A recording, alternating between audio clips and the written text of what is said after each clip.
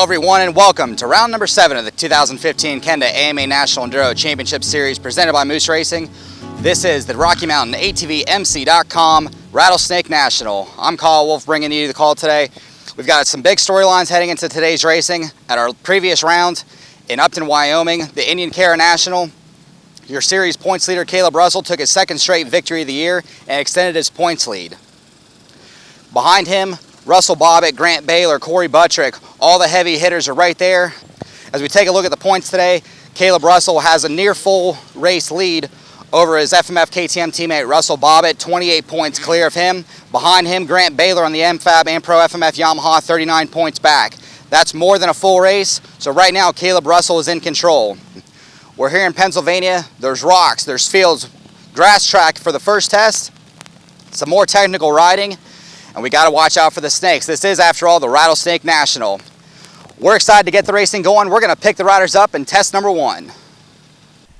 As we move into test number 1, as always in Kenda National Enduro Racing, the order in which the riders come through reflects the finishing order from the previous round. We will not see Ian Blythe today, as we mentioned before, as he is back in Brazil. So everyone behind Russell Bobbitt moves up a spot as we take a look at Caleb Russell, the first rider through. Now we move on to Russell Bobbitt, the FMF KTM teammates, running 1-2 at the previous round in Wyoming at the Indian Cara National.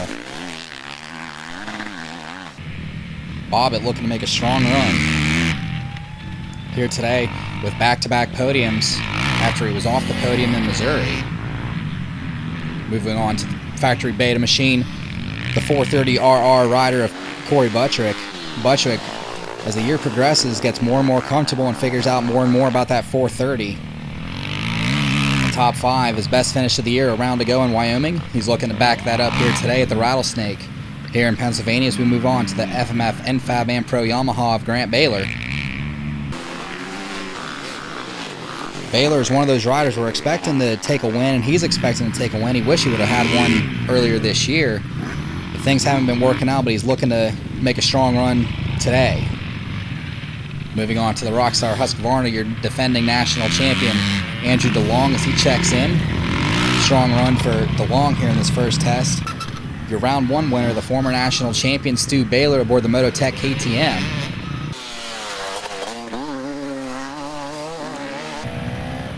On the throttle hard as always as he checks in for the final turn here in test number 1. Moving on to the second of the beta riders. Last year's winner at this race, in fact, Jesse Grom, a local from New Jersey. I know we're in Pennsylvania, but this is as close to him as this series gets. I'm sure he spent a lot of time here at the Rattlesnake at the Quiet Oaks campground. So we move on to Husky support rider Craig DeLong. He's been looking to move into that top 5 this year. He hasn't been able to do it yet, but he's getting close. Another Husqvarna rider, the Air Group Radiant Racing backed rider, Ryder Lafferty. He's been in the top 10 all year long, looking to make that next push into the top 5 with the rest of the big boys. And this is local for him as well, running this series, this local area here in Pennsylvania. Motorsport Yamaha's Brad Backen hasn't had the season he's been wanting after taking a win last year. He's looking to make that push. He didn't even, right there, he didn't look happy with that first test, so this might be a rough day for Backen. We move on to Nick Farringer, the first time we've seen him back in action this year after the knee surgery in January. And he's hoping to make a good, strong impression as we close out test number 1. Bobbitt, Russell, DeLong, Buttrick, and Baylor all separated by 19 seconds as we close out test number 1 of the grass track.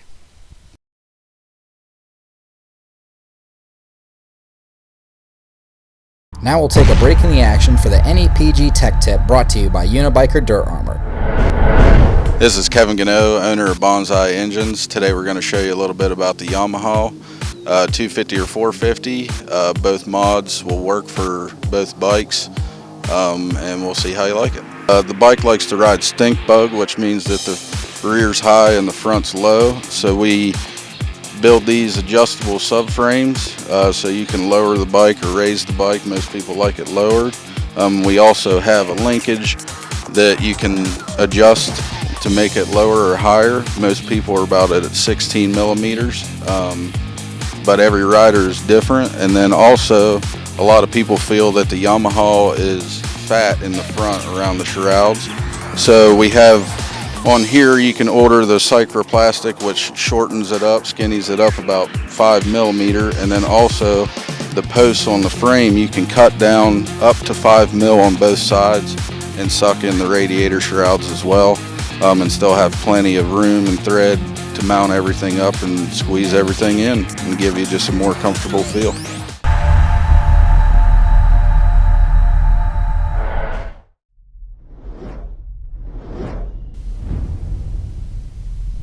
We're going to move on to test number 3. Test number 2 was difficult time-wise with how short the course is for us to get to, so we're going to move on to test number 3 as we see Caleb Russell come through.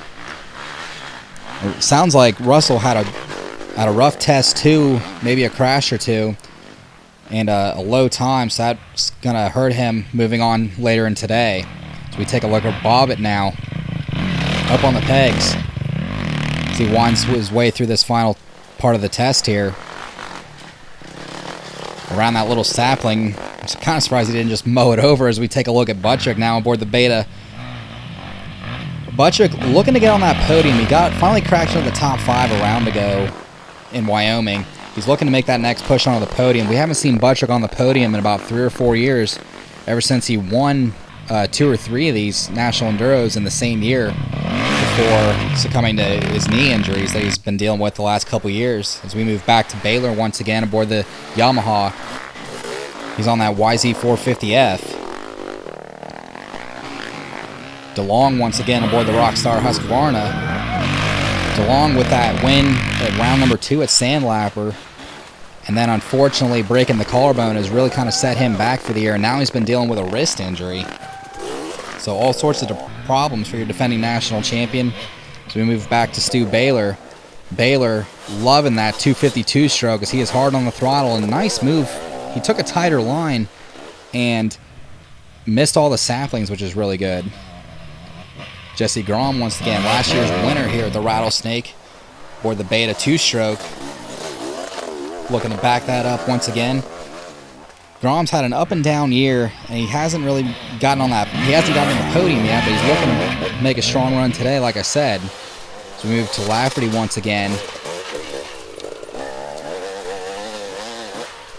Lafferty, the son of Rich Lafferty, the nephew of multi-time National Enduro champion Mike Lafferty.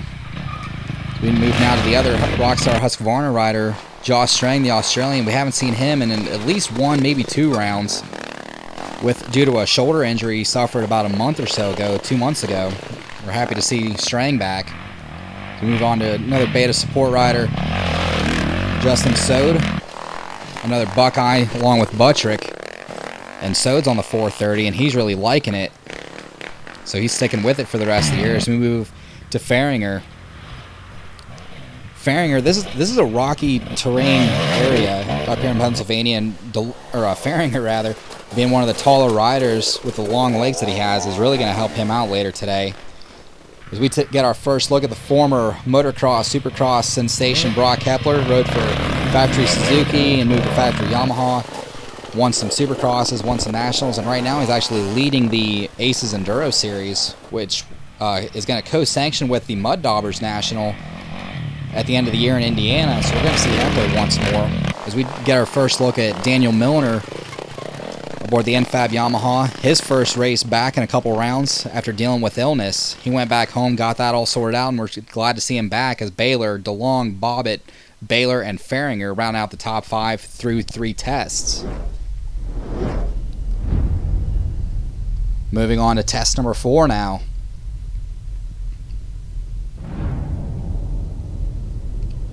As once again, Caleb Russell that is, after that test 2 finishes have not been going his way, and he's trying to find the flow, just hasn't been going all that well for him.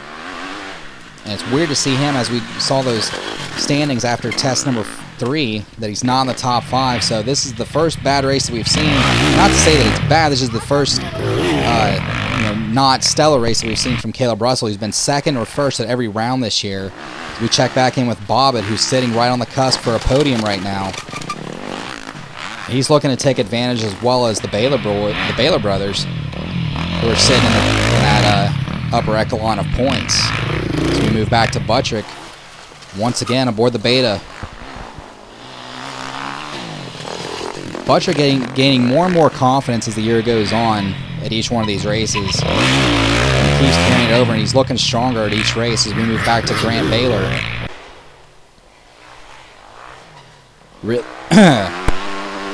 Baylor really wanting out that 450 as he closes out test number 4.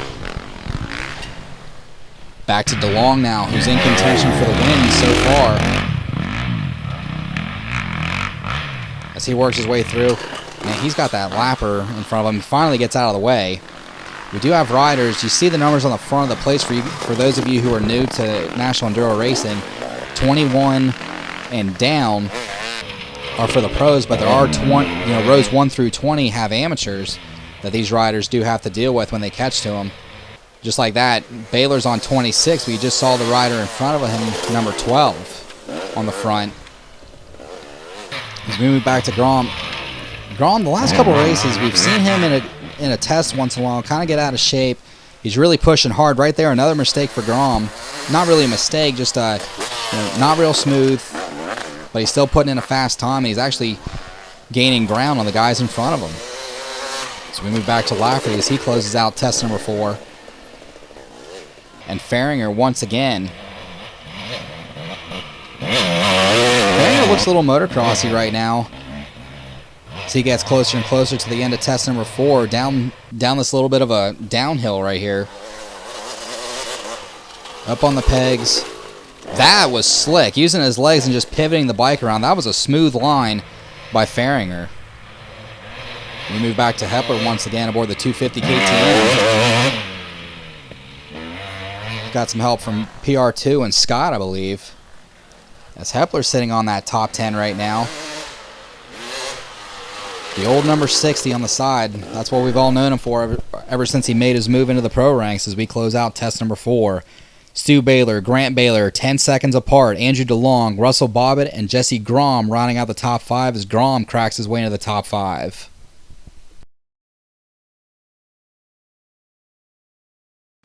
Moving on to test number 5 now. It was deemed by the organizers that it was too technical of a section for the amateurs, so it's just going to be an A, AA, and pro-only section. So what that means is there's going to be less riders breaking in the trail by the time the pros come through. As Caleb Russell, we see him already making his way through.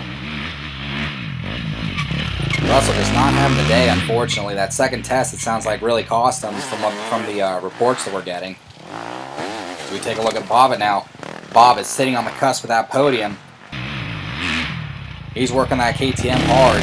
He really wants to crack at another podium. He got one around to go in Wyoming. We move back to the 430 Beta machine, ridden by Corey Buttrick. Buttrick won another top 5 at the least. He really wants a podium, but he is right in there in the hunt for a top 5 as we take a look at Baylor, who is hard on the throttle on the 450 Yamaha. Up on the pegs. Nice smooth line through the corner. He really wants back at his brother. Only 20 seconds separating him right now. Your defending champ DeLong aboard the Husqvarna. He's really making a push. He's in the hunt for a podium with Bobbitt and Jesse Grom now after that last test. And here's Stu Baylor, and Baylor looks like he's missing a front fender. He is missing a front fender, so what's that going to do? He's already crashed. Hard enough to rip the fender off apparently, so what's that going to do to the times? We're going to have to take a look at the end of the test as Grom now comes through. Grom is starting to make his way closer to a podium position as he's sitting in 5th right now aboard the Beta 2-stroke. 3rd through about 6th or 7th is really close as Backen comes through now. Backen, unfortunately, just not having the year that he's wanted. We mentioned that in the first test. A winner on the tour last year. Just things not coming together for the Yamaha rider. We take a look at Lafferty once again. We got reports that Lafferty actually had the 4th fastest time in test number 4, which has got to give him a huge shot of confidence going into the rest of the day and the rest of the season, actually. We take a look at Farringer once again, using those long legs, pivoting around the corners, sitting down when he needs to, standing up when he needs to. That was a nice corner right there. We move back to Hepler, the Katanning native. Like we said before, we'll see him at the final round at Mud Daubers at least. We may see him at some more before the year's end, as he's sitting in the top 10 right now. And Stu actually ran the same time as Grant with the crash. Bobbitt, DeLong, and Grom rounding out the top 5 as we move into our final test of the day. Test number 6. Can Grant make a run 20 seconds down on Stu? Can he make the final push and get his first win of the year? As Caleb Russell checks in now with test number 6, and I think Caleb's just looking at his body positioning and his riding style. Looks like he's maybe just kind of packing it in. He knows the wind's out of reach.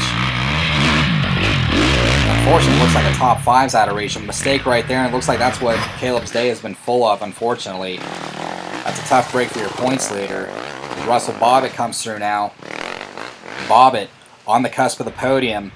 I think he's sitting in 3rd right now with DeLong and Grom behind him, but it is a very tight battle between those 3.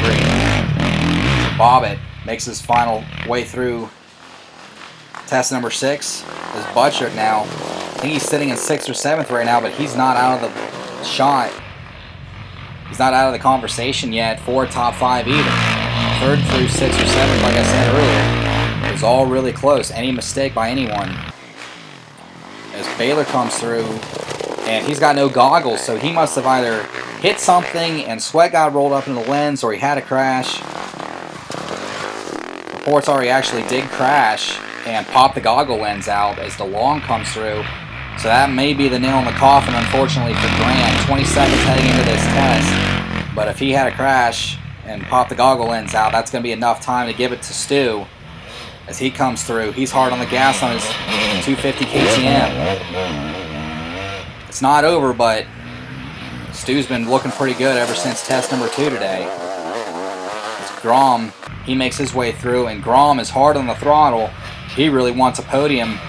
I think he knows a win is out of the equation now, but 3rd place is definitely not. He is really pushing hard for that final podium spot as Lafferty comes through once again.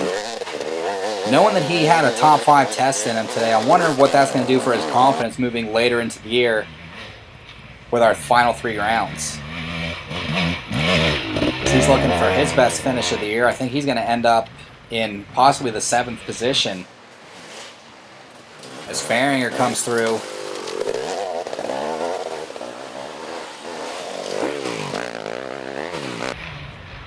Farringer was in the top 5, maybe even the top 3 at one point earlier in the day. I think he's actually going to end up 7th. I think Lafferty's going to end up 9th. So not the finish that Farringer wanted, but can't be too upset about it after being off for the entire year.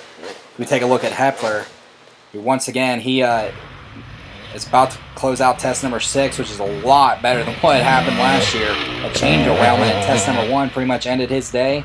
And it looks like he's going to finish in 10th as Stu Baylor takes his 2nd win of the year. Grant Baylor in 2nd, and Jesse Grom rallies to finish 3rd, with Bobbitt and DeLong rounding out your top 5. Let's check in with our winners. 3rd place, Jesse Grom with his first podium of the year. 2nd place, Grant Baylor. And 1st place with his 2nd win of the year, Stu Baylor. Yeah, first podium of the year. It's been a tough year. You know, I had the concussions, been out, just struggling with getting 8th place, 7th places, you know, just... So I'm glad to kind of break out of that and put it on the box. And this race last year was the one one and only national I've won. So I was hoping to have a repeat or close to it, and got pretty close. So I'm happy with that. Race went awesome. Well, started out a little slow. I had arm pump pretty bad in the first test. Pushed through it and just started picking away. Second test went all right. I think I might have been top 3 through there, and then 3rd test went really well and was 2nd behind Stewart. And then, I was pretty much flawless all day. Was all right, just rode it to the finish and rode out here with 2nd. The day started off a little slow. Through the field test, I felt really good. As soon as I hit the woods, it was like I dropped an anchor. I was really struggling. I was making a ton of mistakes and really trying to ride over my head, and I backed it on down and just rode it on in, and did a horrible time, and I was pretty aggravated, pretty frustrated with myself. And you know, I've been working way too hard to come up with results like that. So test 2, we made some changes. I put a different FMF pipe on. I tried the gnarly, which I've never ridden, and well, at least in the last few years, I've always me and that pipe have clashed. And I put it on, and it really helped me out. I got a lot more traction, and from there on out, I think every test win was from one of the Baylor brothers. So from test 2 to test 6, it was either myself or my brother. So it was awesome getting a battle with him. Coming down to the last test, he was talking a little bit of crap, and we were separated by about 20 seconds. I had a pretty big get off in test 5. So if it weren't for him talking so much smack going into the last test, I don't think I would have been able to do it, because I flipped over the bars and had a pretty bad one, ripped the front fender off, smashed my arm up, and couldn't really hold on. But luckily I forgot about it, because I was just worried about beating little brother. So coming in, whenever I saw the finish line of that last test, the pain set in, and I felt like an old man coming through there. I was like, man, I made it. And I looked over and I saw Auntie doing a little fist bump, so I knew I got the win, and I was definitely pumped on that.